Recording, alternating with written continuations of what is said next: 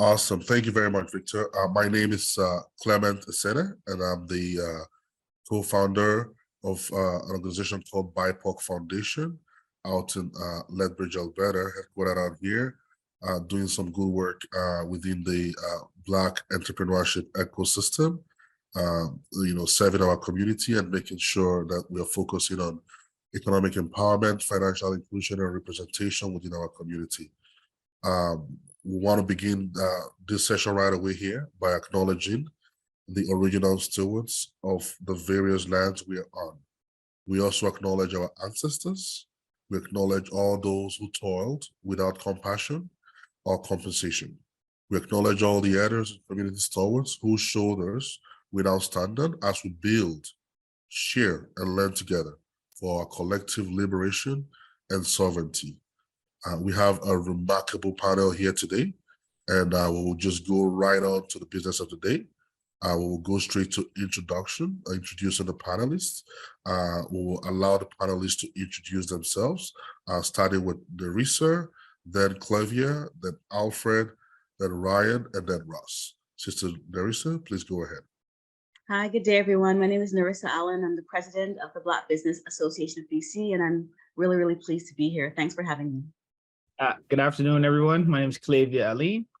I'm the vice president of the Black Business Association of BC. And like Nerissa, I'm also very excited to be here and to be a part of this session. Thank you. Can we get Brother Alfred to introduce himself? Hey, everyone. Good afternoon from Halifax, Nova Scotia. My name is Alfred Bergeson, and I'm the founder and CEO at Tribe Network. We're a part of the Black Entrepreneurship Program, and we're delivering the Black Startup Project in Atlanta, Canada. And yeah, very much looking forward to the conversation today with some of my colleagues. Thank you. Brother Ryan. All right, thanks so much, Clement. It's all good to see everybody. This is beautiful. My name is Ryan Knight, one of the co-founders of the Afro-Caribbean Business Network. We support entrepreneurs of African and Caribbean heritage to create strategies to grow their companies exponentially. I'm an entrepreneur myself. I do run a company called Detailing Nights, providing mobile waterless car cleaning. So going to people's houses, cleaning their cars without water, and plant-based eco-friendly cleaning supplies. So thanks so much, Clement. We'll have Brother Ross go. Good afternoon, everybody. My name is Ross Kadas. I am the chair of the Black Business and Professional Association, a 40-year-old organization that creates opportunity for Black entrepreneurs across Canada. I'm also the founder and CEO of a company called Innovative Talent Solutions, which is a talent company that supports organizations across Canada with their talent needs, specifically around diverse talent.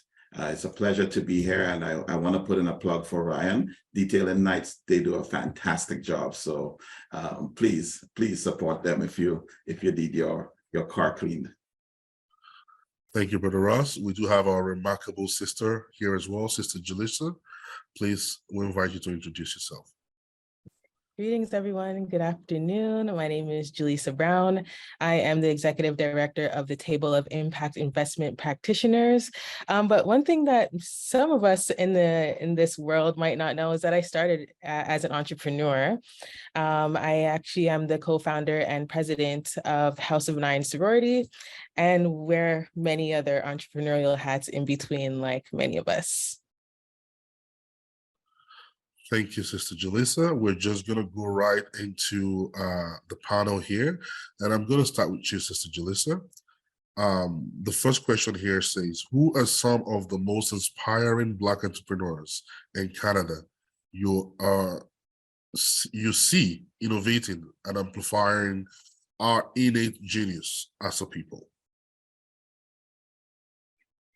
I would say, I could definitely go into the Rolodex and pick people out individually, but I definitely would say that it's all of us collectively. There are so many Black entrepreneurs that are doing amazing work across Canada. And I think that whether they are like widely known across Canada or if they are just doing the work in in the bedroom of their homes and really producing impact and opportunities for our communities to be able to thrive.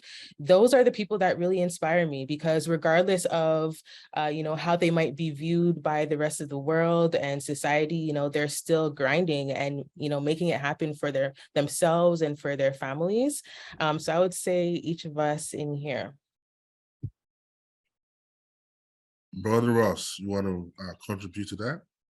I gotta say, I have to agree with you, Jaleesa.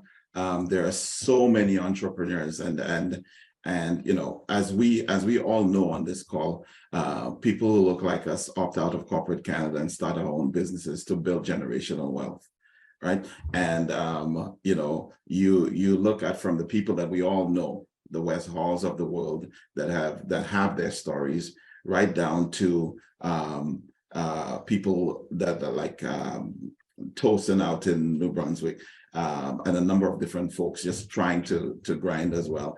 It's really tough to just choose one inspiring, because I think the journey of an entrepreneur, the minute you say, I want to be an entrepreneur, okay, you gotta, it is that journey that you need to go through. And it's a certain level of respect that we should have for anybody who wants to go on that journey. I also want to say that when I think of anybody that I've spoken to, whether they're unknown, okay, as an entrepreneur, or whether they have done very well, they always say this: entrepreneurship is a very lonely road. So I applaud anybody who goes on that journey, and it's a good one. Sister Nerissa, what are your thoughts? I couldn't say it any better. We're all, as entrepreneurs, everyone is a shining light. And I think what we should be doing right now is just trying to spotlight as many as we can. There's so many, as Jaleesa mentioned, that are unknown, but they're still shining. They're still fantastic. They're still amazing entrepreneurs. And I think our journey as supporting organizations is to make sure everyone sees all of these shining lights that they may not necessarily know about. So, we're living in an age of video and imagery, and people want to see the people behind the businesses. So I think that's where our focus needs to be right now, not just highlighting one or two, but making sure we shine that spotlight on all of them and give them the acknowledgement and the appreciation that's due. Thank you very much, Sister Jaleesa. Can we hear from you, Brother Alfred? Awesome. Yeah, I agree with everything that's been said so far. If there was one entrepreneur I would highlight right now, I'll stick to the East Coast. I'm based in Halifax, and there's an entrepreneur out of Halifax who's been doing some incredible work. Her name is Shantia Upshaw. She goes by the name of Tia. So she's a serial entrepreneur herself. And Tia is someone that, in the past has gone through many challenges and has overcome them. And, through starting her own business, she's been able to find, some sort of freedom. And now she's created an organization called Black Women in Excellence, which is now trying to support other Black women in starting their own business. So I think there's a common thread in a lot of us here where we're entrepreneurs, and at the same time we realize that we need to open the door and allow more people to get access to the resources that we have, the knowledge that we have or have access to. So Tia is someone that on the East Coast I've been very impressed with. She's been a great collaborator with our organization, and if folks in Toronto don't know about her, or folks in other parts of Canada don't know about her, I think you should. So I'm sharing Tia Upshaw. Well, thank you, Brother Alfred, for sharing one of the best kept secrets. We'll hear from Brother Clavia. What are your thoughts? Thanks, Clemens. This is a tough one, and I mean, what everyone said is entirely true. I mean, the only thing I could say, if I had to pick, there's two I'm going to pick, actually. There's two. I'm going to say the partners in this room the people in this room that serve the community, the ones that selfishly decided that we have to help our brothers and our sisters to collectively elevate like the community, right? I think the people in here and those who support them in their network, they are like the heroes. You know what I mean? Because the effort that we're going to be putting out is something that could last. It could probably outlast all of us, the work that we're trying to do, you know, and it likens me to that saying, you can plant a seed for a tree, even though you'll never be able to sit in its shade. And I feel like this is the kind of work that we're doing here right now. We're trying to build that foundation. And I mean, it's vital work. And I think not to take anything away from the entrepreneurs, because we all know what it takes to be an entrepreneur. But I feel like the organizations that really try to support the entrepreneurs, specifically in our community, I think they deserve a hero's medal, because what the work we're trying to do and the tasks and the challenges that we're trying to overcome are really significant. So that's the first one. The second organization, like my man Alfred said, I went to a function of theirs last night, and I think they deserve honorable mention for sure. And that's Ethos Labs.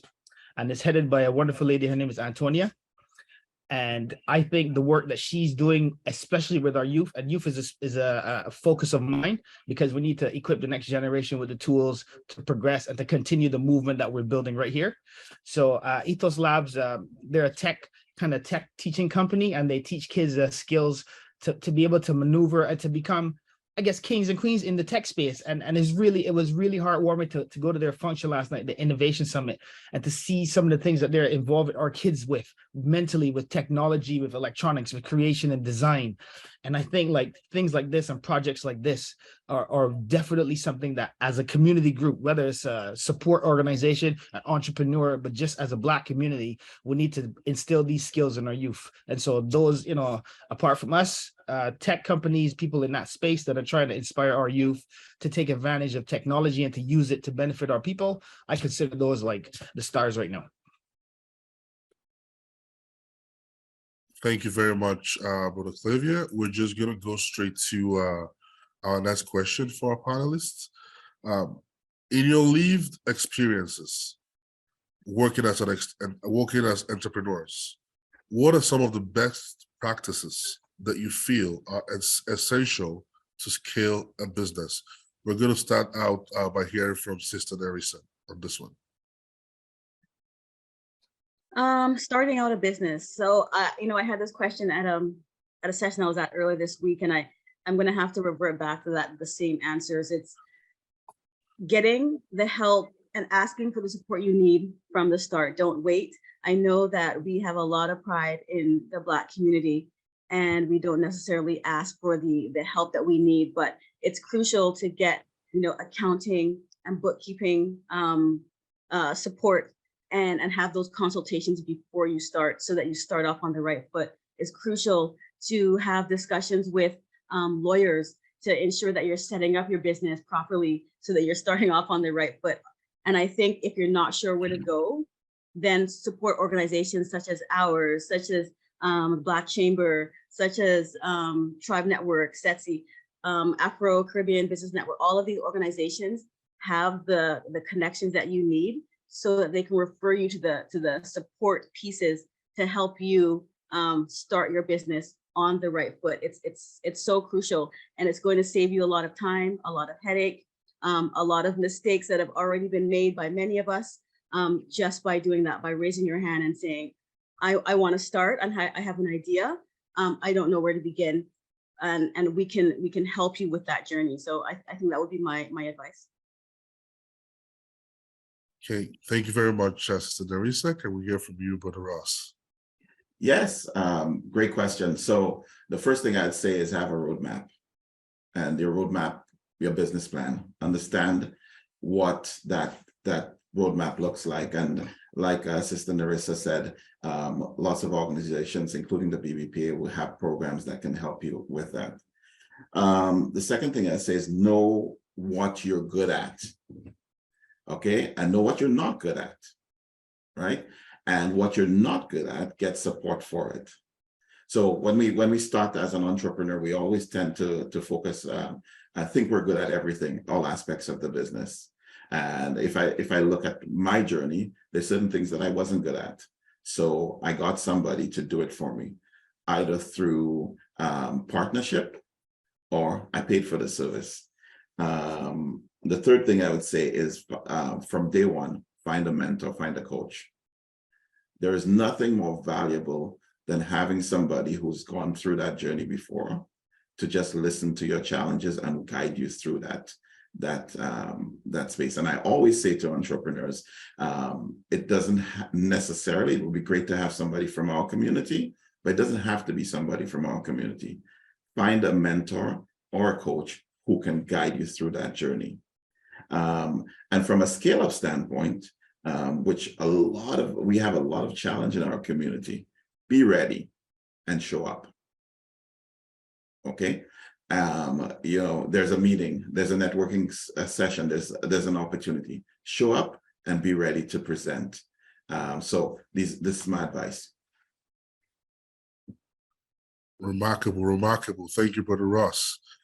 Can we hear from you, Brother Alfred? Yeah, I agree with everything that has been said so far. And for me, I think early on, networking and just valuing networking and relationships has been huge. And I think from a relationship standpoint, just having curiosity about what the other people in the space are doing, and whoever you're networking with or wherever you are, like just being curious about what other people are doing. In the early days, you're trying to understand the climate that you're in, or the environment and the conditions of the environment. And, while as an entrepreneur, you're trying to solve a solution, you're trying to solve a problem, you don't be so quick to say you have the solution. Like, network with people and be curious. And oftentimes you'll find problems, you'll hear problems. And oftentimes those problems can either validate your solution or it can provide new insights to whatever it is you're trying to solve. So I would say really value networking, the relationships and the people that you meet, and practice curiosity. Don't always go into it, seeking an ask or seeking to speak first and share your idea, your solution. Like, take time to just be curious about what people are doing, why they're doing it, how they do it. It'll inform a lot of what you do moving forward if you have a better understanding of the environment or the climate that you're moving through. And Alfred, I think that's so key, because a lot of times as entrepreneurs, we tend to forget that we're the leaders. We are not management, and we seek out problems. We have to seek out these problems and solve them. That's what leaders do. So really, like you mentioned, talking about understanding the problem, entrepreneurs need to fall in love with solving those problems and seek them out, lean into the complexity, and then lean on the ecosystem to help you ease the stress. But there's always going to be issues with your business. Never feel like everything is going to be smooth, but those problems is why you started that business. So I just wanted to kind of piggyback what you're saying. Mm-hmm. Yeah. Thank you very much, Brother Ryan. Brother Clavia, can we hear from you on that one? What are some best practices? Thanks, Clement. We've all got really good advice from the panelists so far. I think there's not really much I can add to that, except to say I feel like as an entrepreneur, before you engage in that whole journey, I think like it might have been mentioned before, but I think a passion and a love for what you do is critical. I think then when you have that passion and love, it then doesn't become as much of a challenge and it doesn't feel as much like work. Then you couple that with good advice, like my brother was saying, Ross, then you get good mentorship. Narissa mentioned legal, there's accounting. So getting all your pieces together to help you to manage what you're trying to do. I feel like that organizational piece is critical. And there's another, I guess, highly overlooked fact. To be an entrepreneur, you've got to be gritty and determined. You've got to be like my word. No, I like this word, relentless. You've got to be relentless. As a Black entrepreneur, you've got to be damn near indestructible. Like, you have to be able to put up with so many additional challenges and additional hurdles to try to make your business successful, that you have to be very tough. You have to have a tough shell. So like these kinds of practices being, I mean, some of them are personal, they're like personality traits, but I feel like they can also be developed throughout your course as an entrepreneur. But just having that focus and that mindset to learn, to apply what you learn to your situation, like you say, take advice. I think, you know, it's all been covered before by the other panelists, but those key points, I think, along with that determination are what really make a successful entrepreneur. Thank you very much, Brother Clavier. Sister Julissa, please share some thoughts on best practices to help scale businesses. Sure. So I really love what everyone has said, and that's exactly how I started my journey as an entrepreneur.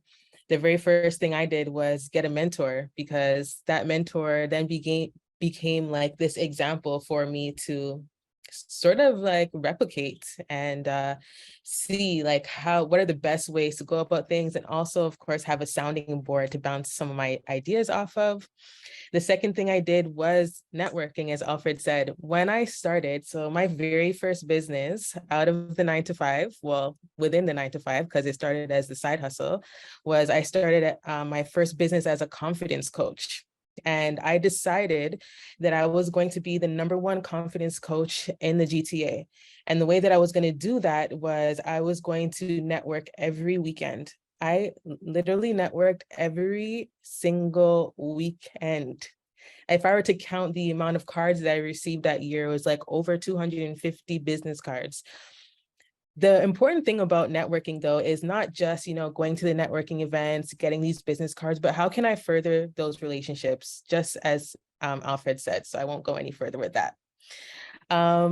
Next would be something that's very important. And I think that's, discovering or ensuring that you have boundaries within business, boundaries for yourself, understanding, what self-care, is required for you to continue, because if you're not healthy as a person, your business also is not healthy.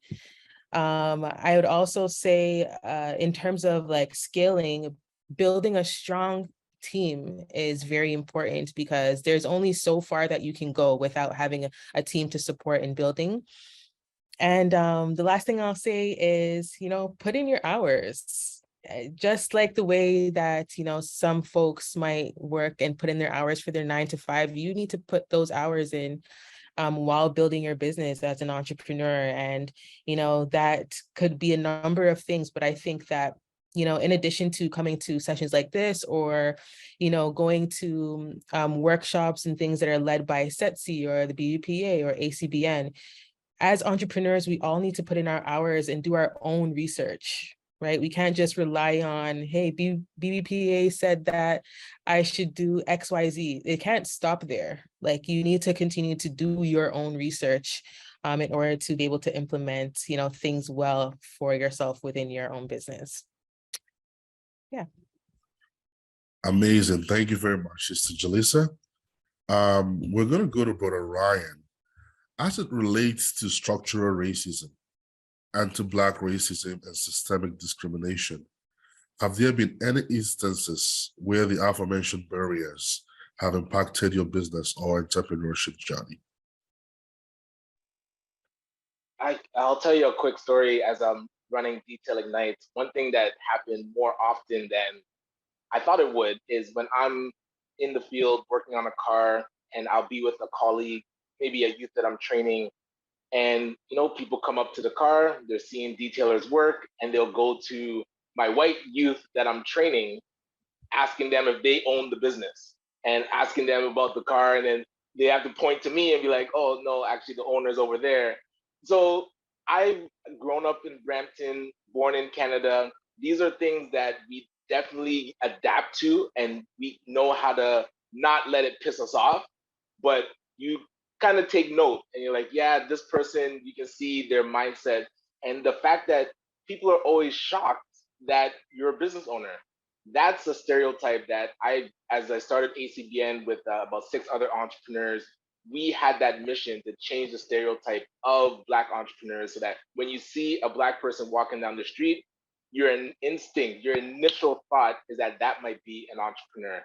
And so tackling these types of systemic barriers is something that is baked into the system. So we definitely have to understand how to navigate it, but also create our own alternatives. Before, we used to have to go to different entrepreneur centers and kind of deal with how they're perceiving you as an entrepreneur. Now we've created our own organizations that can support Black businesses. And 5 years ago, there weren't a lot. Now there's over 40 across Canada. There's definitely more options to support us, so we don't have to deal with these micro/macro aggressions, and we can just play with be at our own table. Thank you very much, Brother Ryan. I'm going to go to Brother Alfred. Please share your thoughts. Have you had any personal experiences with any of these? Sorry, Brother Clement, can you repeat the end of that question? Any experiences with? As it relates to structural racism, anti-Black racism, and systemic discrimination in your entrepreneurship journey? Yeah, for sure. Yeah, I think a lot of the work that we all do is informed by our lived experience, right? We face barriers, we experience things that didn't sit well with us, and so we said, okay, well, we're going to find a new way. We're gonna create a new path. We're gonna create new opportunities. So for me, back in 2015, I started a business in digital media, and I walked into one of our local innovation hubs here called Volta. And so, in every province in the country, we have innovation hubs that are publicly funded. These are innovation hubs that the tax, we pay our taxes and the government funds these hubs. And so Volta is one. There's one in PEI called Startup Zone. There's another one in New Brunswick called Venn Innovation. And in 2015, I had walked into Volta to see if I could, access the resources that they share. And, I walked in there and I didn't see anyone in there that was a person of color. I joined programs, or I joined workshops, and there was no facilitators who were people of color, no coaches who were people of color. And while, I stuck around for a few months, but I decided to leave that space because, number one, I didn't feel like I belonged in this space. I didn't feel comfortable, really. And two, the people that I was engaging with to get support on my business were not all that helpful. And, I don't know if it was a combination of not understanding what I was trying to build, or simply just not having the interest to help someone like me. But I kind of walked away, and I went on my journey outside of that space where, everyone should have the access to go get support. So,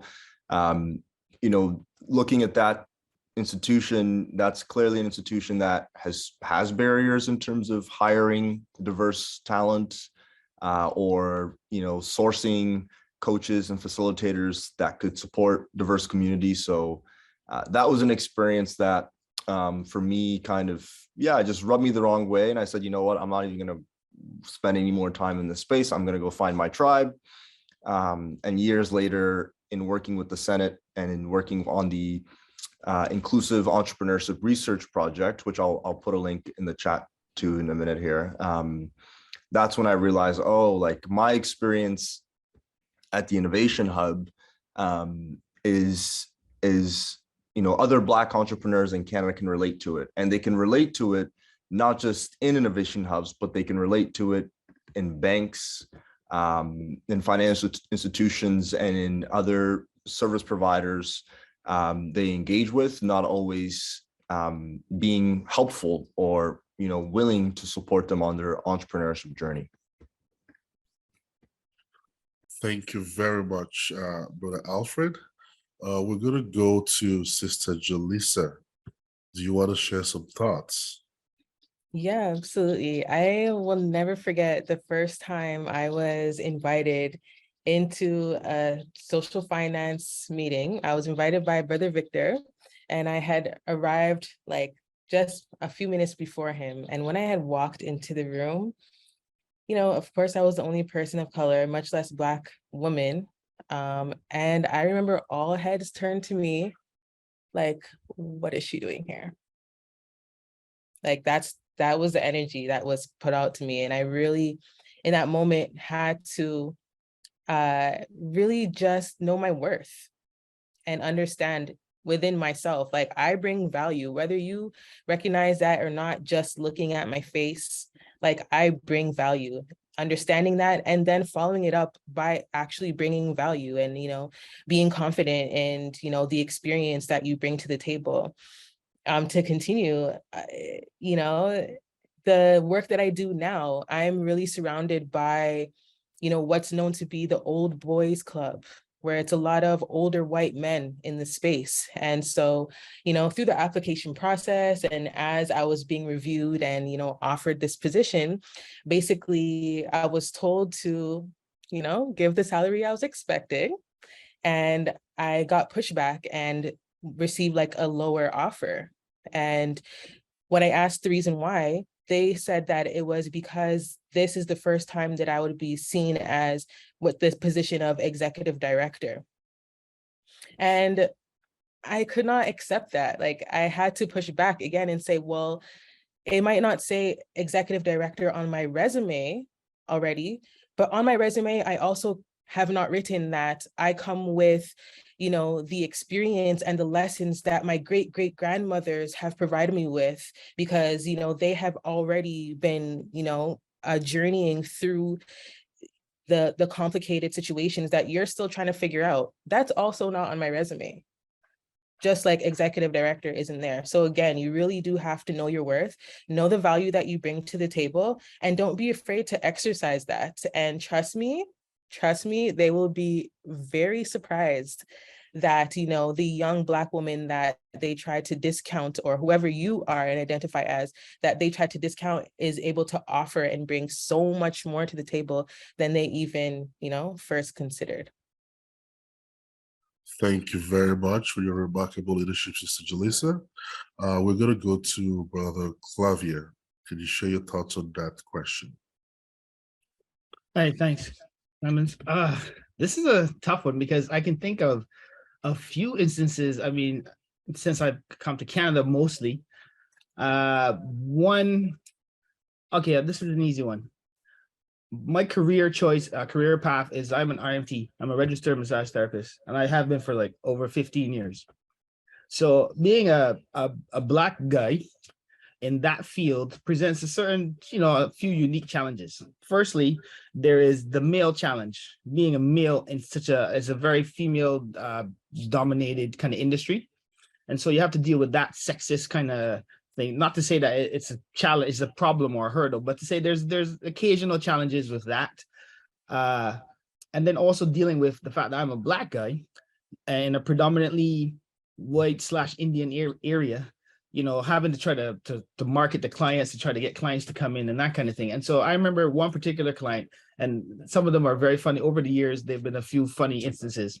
But one client in particular had been having phone conversations. She called our clinic, and she had been having conversations with me, trying to book the appointment. I'm collecting her information. Yeah. I did the brief interview process, and we booked her appointment, and she was fine with everything. I took her permission. She had informed consent. Everything was good. On the day of the appointment, she showed up at my clinic, and she booked in with the reception. She filled out her intake forms. Everything was was great. And then I came out of my treatment room, and I walked into her, and I introduced myself, and I said, hi, Mrs. So-and-so. My name is Clavia. We've been talking on the phone. I'm here. I'm your therapist. So I have the room set up. We're ready to go. And she looked at me, she said, oh, I didn't realize that it would be you. And I said, but you recognize my voice because we've been talking on the phone.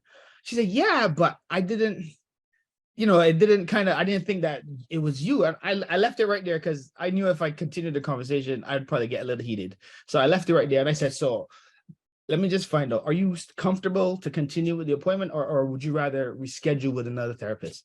And she was like, I think I need a moment to decide. And I was like, well, I think you should reschedule the appointment. And so I instructed my front desk to reschedule her. Of course, I knew she wasn't going to reschedule, but I gave her an out. you know, to reschedule it when she felt more comfortable, et cetera, et cetera. But that is kind of one of the most plain as day instances where you can see you're good till they see who you are, and then all of a sudden it becomes an issue.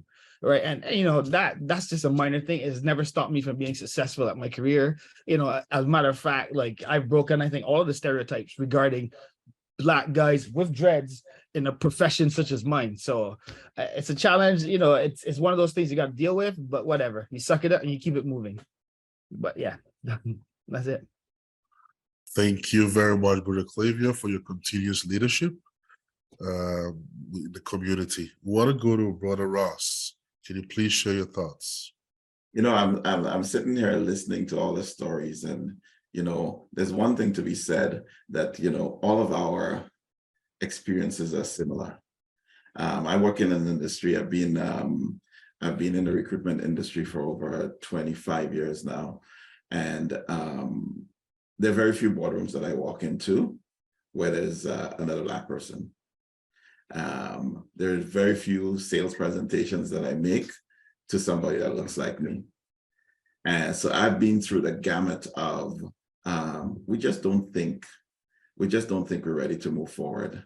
Yet 10 minutes later, they move forward with somebody else. So I've had all of those experiences. But one in particular I'll mention, and I'm sure a lot of Black entrepreneurs have been through this, is in the financial services industry, and dealing with the banks is a big one. And I too have had my share of challenges.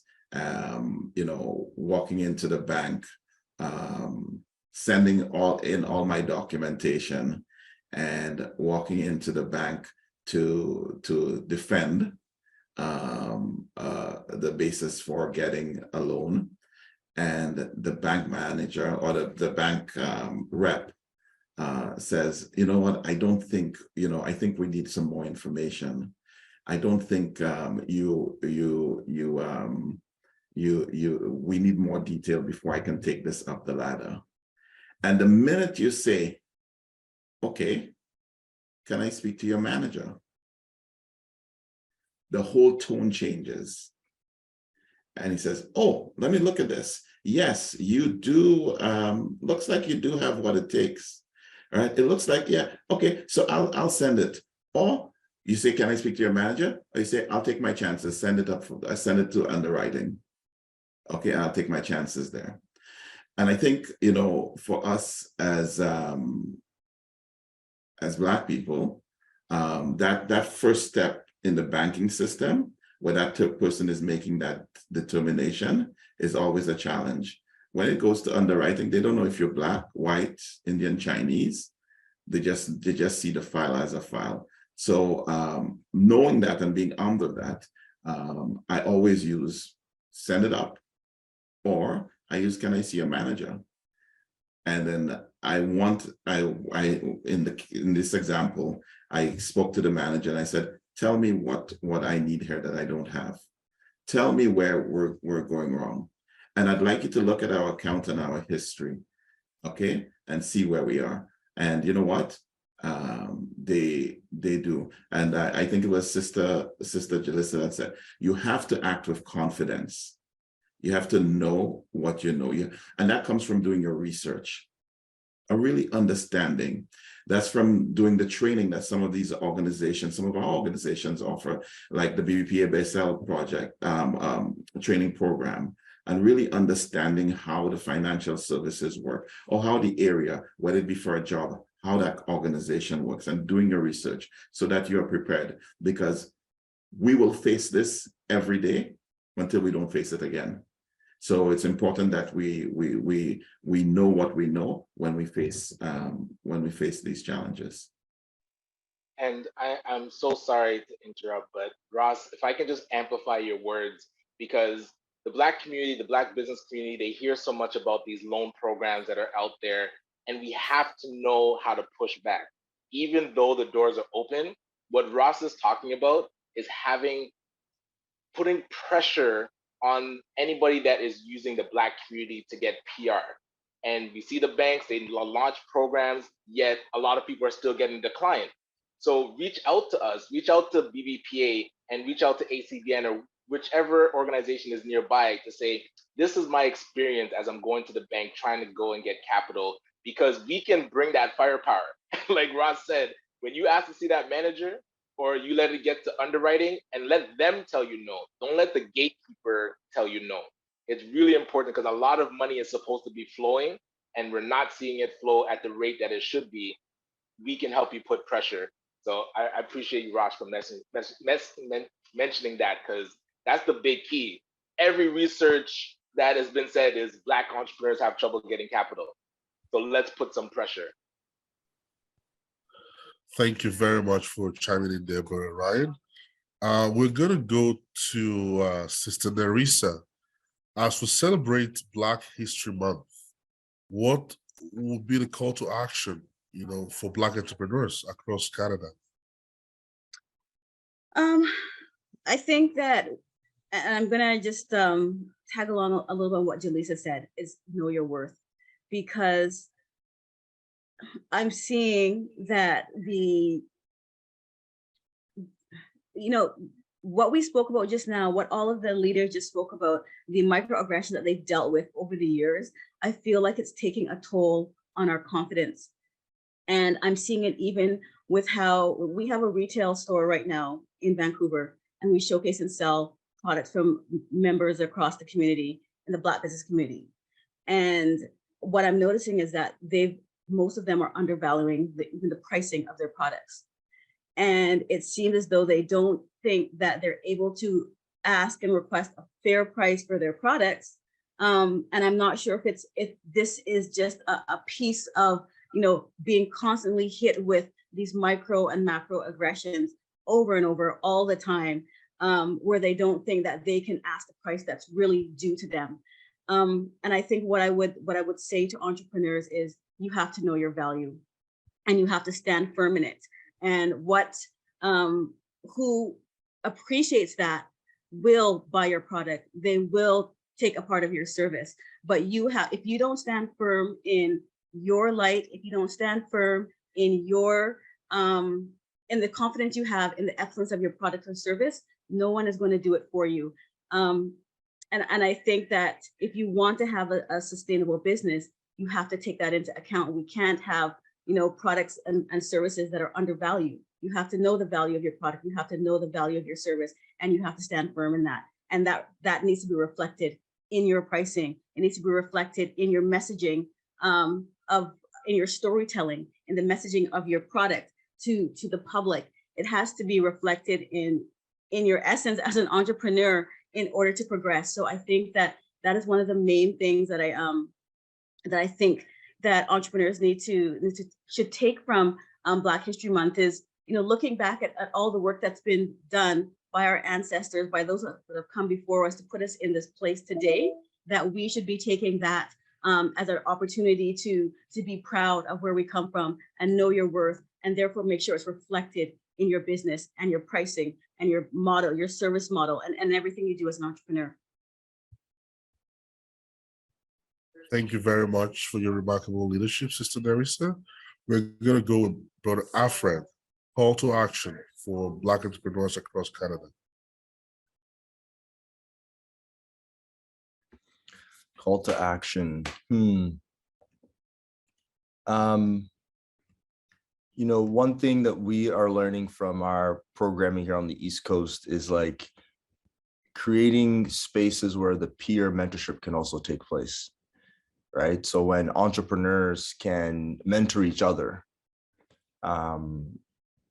yes, access to financing is incredibly important, but I can tell you from running our programs for the last, year or about 8 months, is that mentorship and creating the space where experienced entrepreneurs can have sort of, one-on-one time or one-on-three time with emerging entrepreneurs has been extremely beneficial. And so as I guess this is a message for perhaps the ecosystem and entrepreneurs, it's like, as we're building our programs, let's ensure that we're creating space for peer-to-peer mentorship to occur, where more experienced entrepreneurs can train and give input and advice and just support emerging entrepreneurs. And if you are an entrepreneur, definitely seek the advice of your peers as you build. It's hard, it's a lonely road, as Ross said from the start. And if you can find your tribe and your people, and those people support you, you need to lean into that, and you need to get as much as you can out of that. And you also need to give. You can't just expect, but you need to give to those people as well. Thank you very much, Brother Alfred. We're going to go to Brother Ryan. What are your thoughts? I was waiting for Alfred to plug Tribe Network. So yes, let's find our tribe.